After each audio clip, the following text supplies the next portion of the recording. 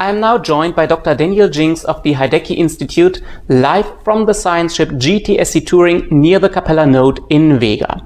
Good evening, Dr. Jinks. Thank you for being with us tonight. Good evening, Mr. Tarkov. Thank you for having me.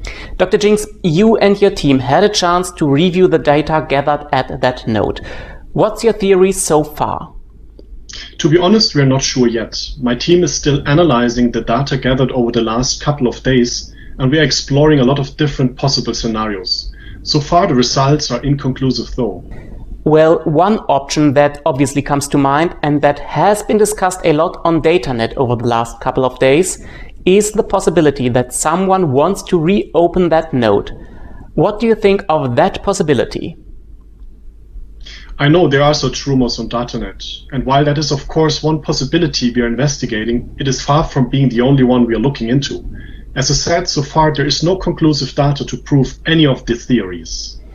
Assuming that reopening the node is the purpose of those manipulations, how realistic is the chance of re-establishing the connection to Capella? Not realistic at all.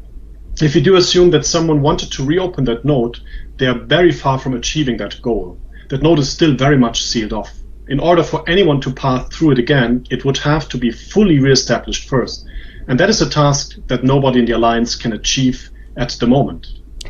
You say you're not able to reopen a jump node, but you built the jump gate between Vega and Epsilon Pegasi within a matter of months and opened that node. Couldn't someone do the same on the Capella node? I don't think anyone within the Alliance today has the knowledge and experience to do something like that.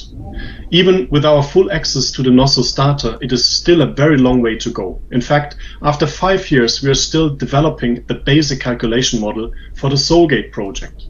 The Epsilon Pegasi jump gate, however, is a completely different story. This wasn't a collapsed node, but an existing yet slightly unstable one. Stabilizing that node was a relatively easy task compared to re-establishing a collapsed node like Capella or Sol. Thank you, Dr. Jinks. We appreciate you taking the time to be with us.